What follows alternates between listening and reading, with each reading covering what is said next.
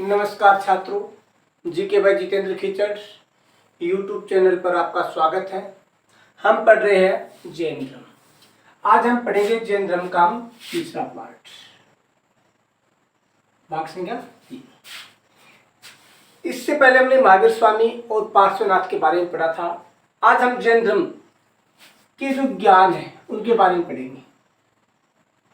ज्ञान यानी जैन धर्म में मनुष्य के कितने ज्ञानों के बारे में बताया गया है। तो जैन धर्म में मनुष्य के 5 ज्ञान बताए गए हैं। कौन कौन से 5 ज्ञान है? मति,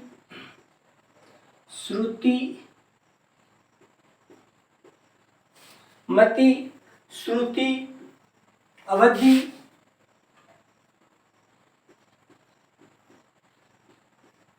मनः पर्याय,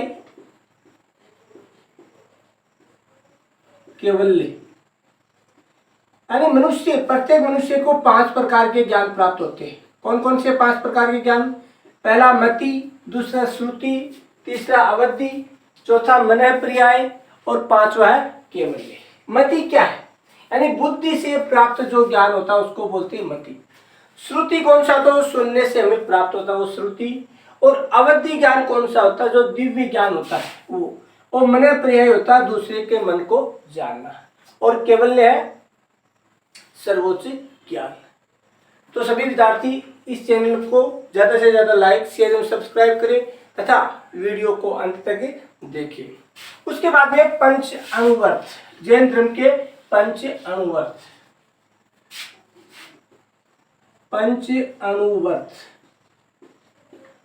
जैन धर्म में जो 5 अणुव्रत है वो कौन कौन से है? पहला अहिंसा। पहला कौन सा? अहिंसा। दूसरा सत्य, तीसरा अस्तेय, चौथा अपरिग्रह और 5वां कौन सा है? ब्रह्मचर्य। ये जो 4 थे ये किसने दिए थे? पार्श्वनाथ ने दिए थे। और ये 5वां था, ये किसने दिया था? महावीर स्वामी ने दिया था। यानी जो अहिंसा, सत्य, अस्तेय, अपरिग्रह ये किसने दिए थे? पार्श्वनाथ ने। और ब्रह्मचर्य किसने दिया था? महावीर स्वामी ने दिया था। उसके बाद में महावीर स्वामी ने 11 गणों की स्थापना की। किसकी? 11 गणों की। इन 11 गणों के एक एक प्रमुख थे, उसे क्या बोलते थे? गणधर। ये गण क्या थे? ये थे धर्म प्रचारक संस्था। गण क्या थे? धर्म प्रचारक संस्था थी। और इसका जो प्रमुख था वो क्या था? गणधर कहलाता था। महावीर स्वामी के जीवन काल में इनमें से 10 गणधर है, उनकी तो क्या हो गई थी? मृत्यु हो गई थी। एकमात्र एक गणधर है सुवर्धन, वो जिंदा बचा था। एक सुवर्धन ये जिंदा था, जो उसके बाद में आगे चलकर ये क्या है? महावीर स्वामी का उत्तराधिकारी बना था। ये थे गण। यानी 11 गणों की स्थापना की थी। गण क्या थे? धर्म प्रचारक संस्था थी। इनके जो प्रमुख थे वो गणधर कहलाते थे। इनमें से महावीर स्वामी के जीवन काल में 10 की मृत्यु हो गई। जो एक जिंदा बचा था वो कौन सा था? सुवर्धन था, जो आगे चलकर महावीर स्वामी का क्या बना था? उत्तराधिकारी बना था।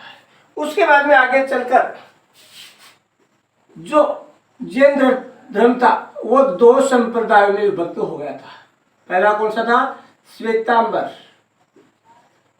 दूसरा कौन सा था? दिगंबर। इसका प्रमुख कौन था? श्वेतांबर का प्रमुख था स्थूल भद्र इसका प्रमुख था। और इसका कौन था? भद्रबाहु इसका प्रमुख था। ये क्या करते थे? श्वेत वस्त्र धारण करते थे। और ये क्या थे?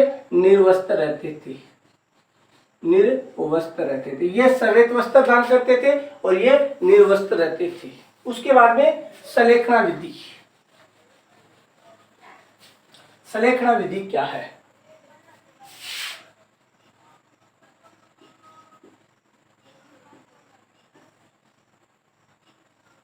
सलेखना विधि ये क्या है?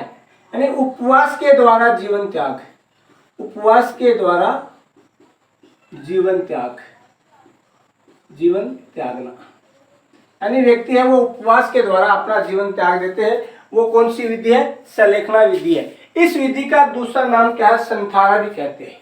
इसे क्या कहते हैं? संथारा भी कहते हैं, संथारा। और इस विधि के द्वारा किस मौर्य शासक ने अपना जीवन त्यागा था? चंद्रगुप्त मौर्य। चंद्रगुप्त मौर्य ने अपना जीवन त्यागा था इस विधि के द्वारा। उसके बाद में है सर्वर। सर्वर क्या होता है? यानी कर्म का जीव की ओर भाव रुक जाता है, उसको सर्वर बोलते हैं। और निर्जरा क्या कहते हैं? निर्जरा यानी साधना से संचित कर्मों का नष्ट होना क्या कहलाता? निर्जरा कहलाता है। और उसके बाद में अनंत चतुष्टय। अनंत चतुष्टय।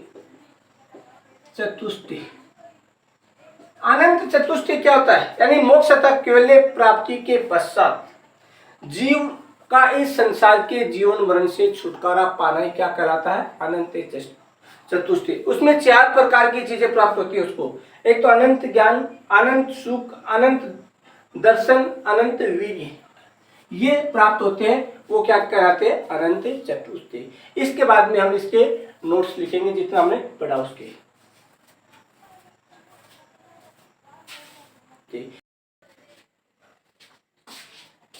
जैन धर्म के अनुसार मनुष्य के ज्ञान, यानी महावीर स्वामी ने मनुष्य में 5 प्रकार के ज्ञान बताए थे। पहला कौन सा था?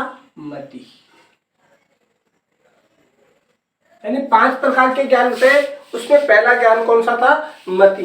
दूसरा था श्रुति। पहला मति, दूसरा श्रुति। तीसरा कौन सा था? पहला मति, दूसरा श्रुति, तीसरा अवधि। अवधि। चौथा मनः पर्याय। मनः पर्याय।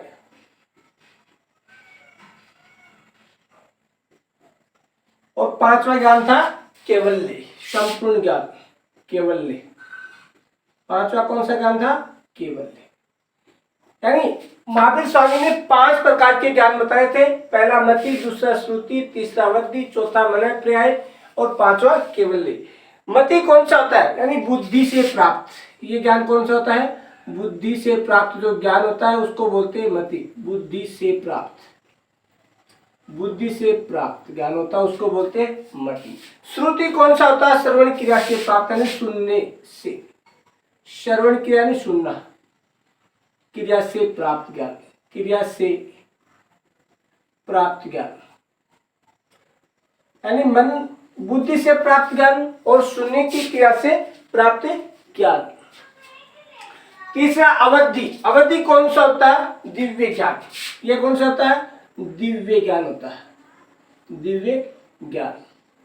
चौथा मनः पर्याय। मनः पर्याय कौन सा होता है? दूसरे के मन का ज्ञान होना, दूसरे के मन का ज्ञान होना, यानी दूसरे के मन की बात को जानना, दूसरे के मन का ज्ञान होना, दूसरे के मन का ज्ञान होना, मन का ज्ञान होना, ये होता है मनः पर्याय।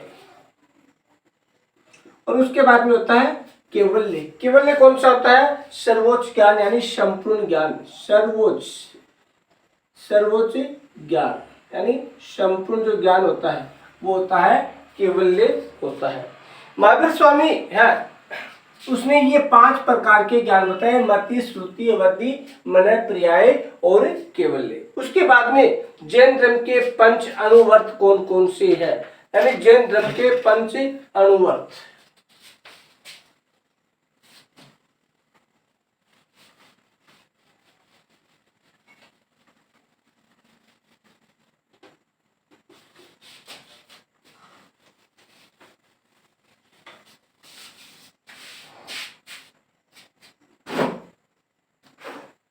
जैन धर्म के 5 अनुवर्त।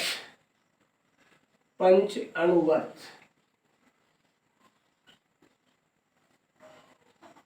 यानी महावीर स्वामी ने जैन धर्म के 5 अनुवर्त बताए थे, वो कौन कौन से हैं? 4 तो हम पहले पढ़ चुके हैं। अहिंसा, सत्य, अस्तेय, अपरिग्रह, परिग्रह। ये 4 तो हम पढ़ चुके पहले। और पांचवा कौन सा है जो महावीर स्वामी के द्वारा दिया गया था, वो था ब्रह्मचर्य।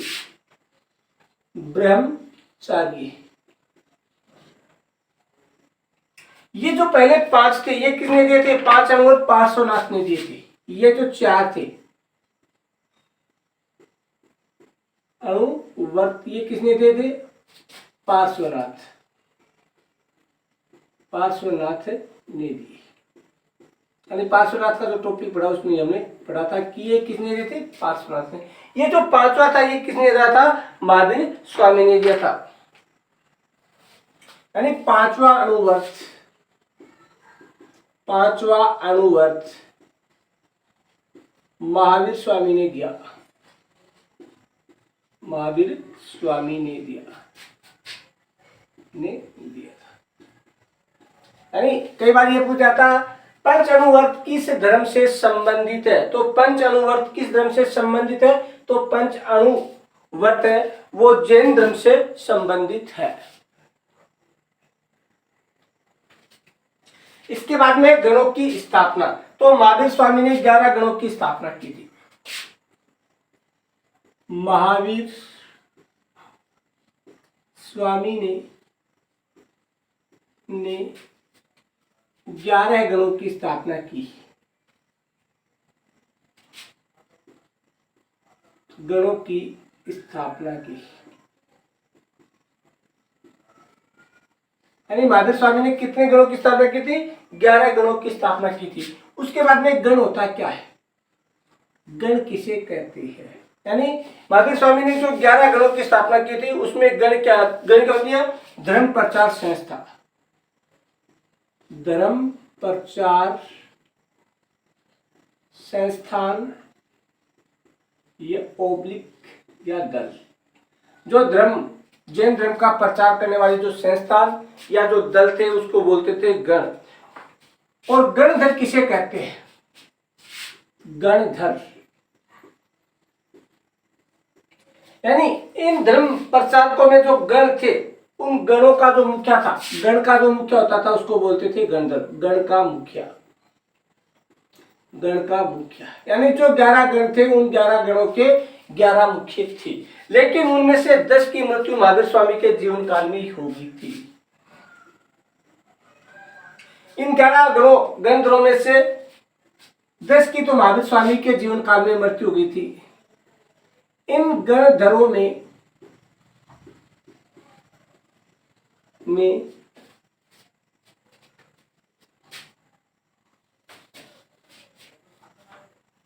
इनमें से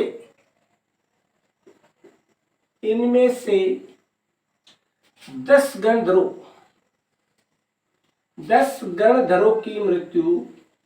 गणधरों की मृत्यु महावीर स्वामी के समय ही हो गई थी। यानी जो 10 गणधर थे वो तो महावीर स्वामी के जीवन काल में ही उनकी मृत्यु हो गई थी। लेकिन एक जो गणधर बचा था, एकमात्र सुवर्धन, एकमात्र यानी केवल अकेला कौन बचा था? सुवर्धन। एकमात्र सुवर्धन है गणधर ही जिंदा बचा था। सुवर्धन गणधर ही जिंदा बचा था।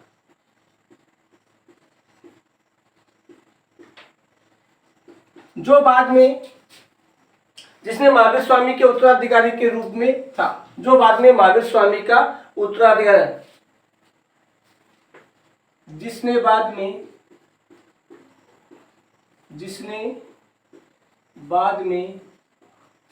महावीर स्वामी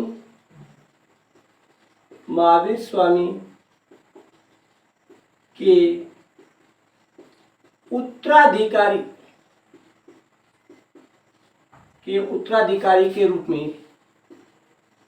में काम किया। यानी जो सुवर्धन था उसने महावीर स्वामी के उत्तराधिकारी के रूप में काम किया था। यानी ये जो 11वां गणधर था उसने उसके बाद में जैन धर्म का संप्रदाय में विभाजन, यानी जैन धर्म है वो दो संप्रदाय में विभाजित किया गया था, श्वेतांबर और दिगंबर। श्वेतांबर में कौन से थे? श्वेतांबर में स्थूलभद्र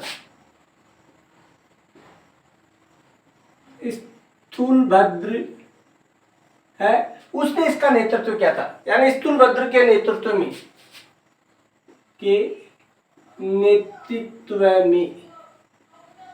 यानी ये जो श्वेतांबर था इसका प्रमुख कौन था? स्थूलभद्र था। ये श्वेत वस्त्र धारण करते थे। दूसरी प्रमुख बात है, ये श्वेत वस्त्र धारण करते थे, श्वेत वस्त्र धारण करते थे।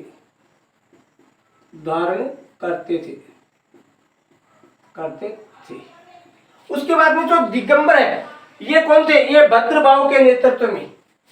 ये किसके थे? भद्रबाहु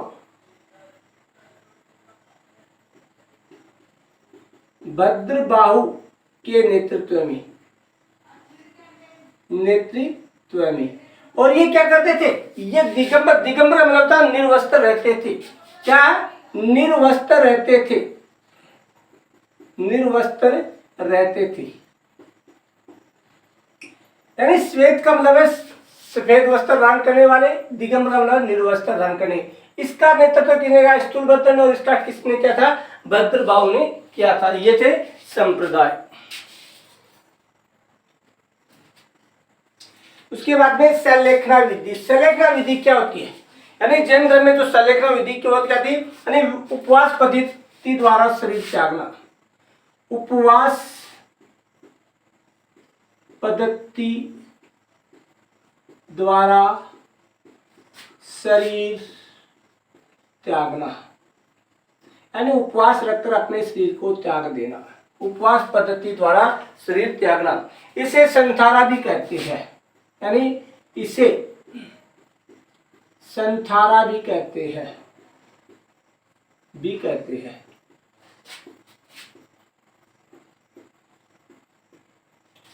इस विधि के द्वारा किसने अपना शरीर त्यागा था? मौर्य शासक कौन था? मौर्य शासक चंद्रगुप्त मौर्य ने।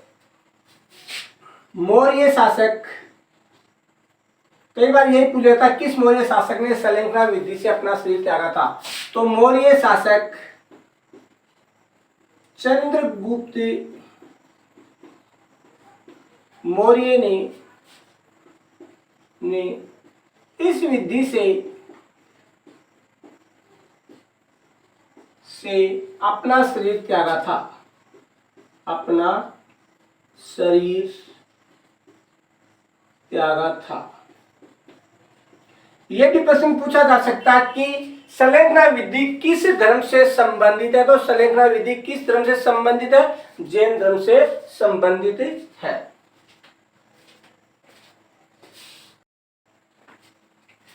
उसके बाद में संवर कहता है त्रिरत्नों का अनुसरण करने पर कर्मों का जीव की ओर बहाव रुक जाता है। यानी जब व्यक्ति तीनों रत्न सम्यक ज्ञान, सम्यक चरित्र, सम्यक दर्शन का अनुसरण करता है तो जीव कर्मों का जीव की ओर भाव रुक जाता है, जिसे क्या कहते हैं? संवर कहते हैं। उसके बाद में है निर्जरा। साधना से संचित कर्म नष्ट होने लगते हैं। जब व्यक्ति साधना करता है उसके जो बुरे कर्म है वो धीरे धीरे नष्ट होने लगते हैं। इस अवस्था को जैन धर्म में क्या कहा जाता है? निर्जरा कहते हैं। उसके बाद में है अनंत चतुष्टय। अनंत चतुष्टय क्या है? मोक्ष अथवा केवल्य प्राप्त होने के पश्चात जीव इस संसार के जीवन मरण के चक्कर से छुटकारा पा लेता है। जब व्यक्ति को केवल्य यानी मोक्ष प्राप्त हो जाता है तो व्यक्ति इस जीवन का जो जीवन मरण का जो चक्कर है उससे छुटकारा पा लेता है। तब जीव अनंत ज्ञान, अनंत दर्शन, अनंत सुख, अनंत वीर्य, ये चार चीज कौन कौन सी?